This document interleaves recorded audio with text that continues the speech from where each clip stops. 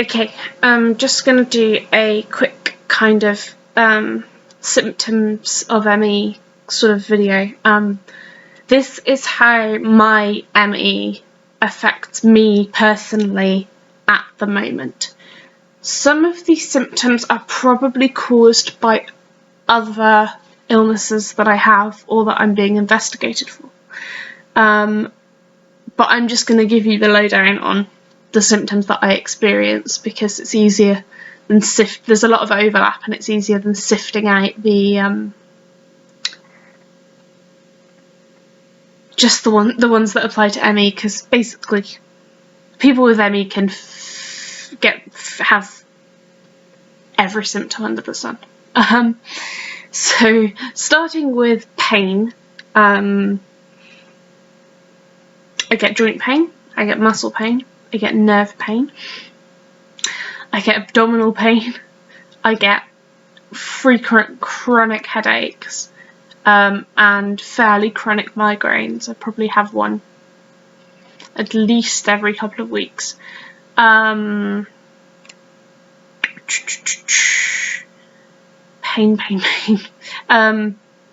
Pain that is so bad that it inhibits this isn't just sort of take a couple of paracetamol and get on with it type pain.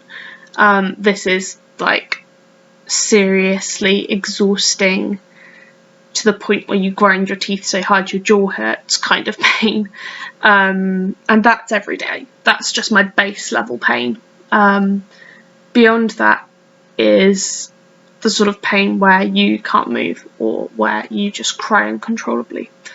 Or quite often I find that when I'm in moderate to severe pain, I say moderate to severe.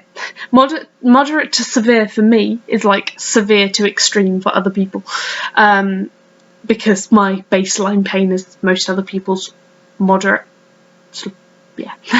moderate pain. But when I have moderate to severe pain, I will shut down and just not engage with anything. I can get quite irritable and grumpy, and I am very rarely one to scream and shout about being in pain. If I scream and shout about being in pain, you know there's a problem. Moving on to kind of fatigue, exhaustion, malaise, I'm going to kind of categorise all of those together. I experience sort of constant fatigue, constant exhaustion, and constant kind of malaise in the sense that I feel like I have the flu all the time. And then compound that with post-exertional malaise, which is is basically the fatigue and exhaustion that comes after you've done something. And that it's awful. If you can sort of think about the worst virus that you had and how wiped out it left you feeling, that's basically me after I do almost anything, from having a wash to getting dressed to, I don't know, going out for 10 minutes in my wheelchair. And that's not all the time. Sometimes I can manage more. Sometimes I pretend to manage more. Often I pretend to manage more, actually, and that gets me really sick when I get back. So yeah, that kind of covers exhaustion and things. Exhaustion, fatigue, and malaise. I also get sort of muscle fatigue. So if you've ever done a really big long hike and then you get home and your muscles are aching and kind of, in a good way, but mine just do that from normal day-to-day life. I have seizures fairly regularly. They're one of the most disabling things for me because obviously they're quite dangerous in terms of if I am on my own and have one, the consequences could be unpleasant to say the least.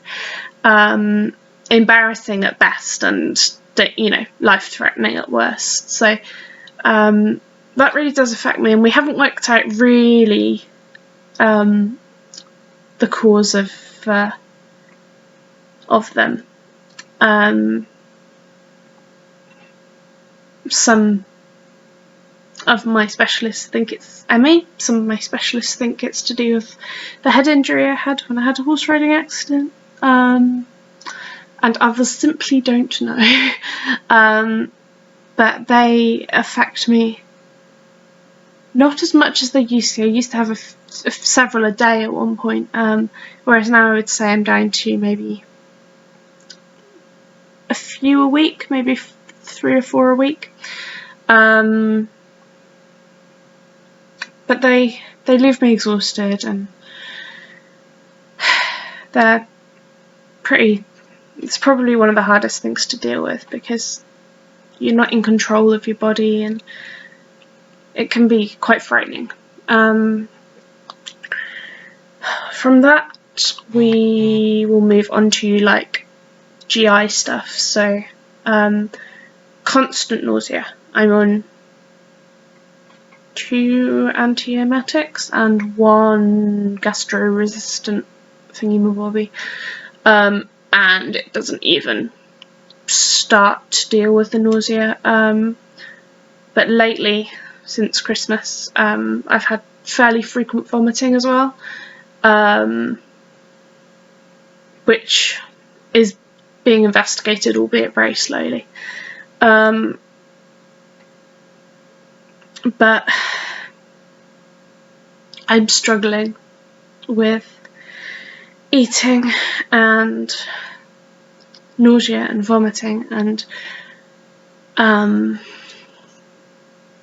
that side of things. Again, we're not quite sure what it is. It could be related to ME, it could not be. I also have IBS, which is irritable bowel syndrome, which basically means that whenever I eat anything that my gut doesn't like, which not only varies like day to day what it doesn't like, but also it's just so erratic. Like my gut will just decide it doesn't like something, and then I'll get ill. But kind of really, really horrendous IBS cramps, and won't go into too many details, but very erratic toilet habits, should we say, that really kind of I struggle with massively. Now, cognition and concentration. I don't have this to a massive extent, but I can't read anymore. If I try and read within 3 or 4 lines, I get a blinding headache, and the words start moving around the page, and it's just unbearable. And sometimes it takes me a lot longer to process and articulate if I'm tired already, because it takes me energy to process and articulate. So if I'm already exhausted, then it will take me longer, obviously, to do that. Memory isn't one of my strong suits, and concentration again is not one of my best qualities. Like 9 minutes in already. So many other symptoms to go through. Okay, I'm going to try and whiz through these because I've been rambling at you again. Tingling, numbness, paralysis, vision problems, palpitations, dizziness, fainting, so many things, but I can't think of anything. Lightheadedness,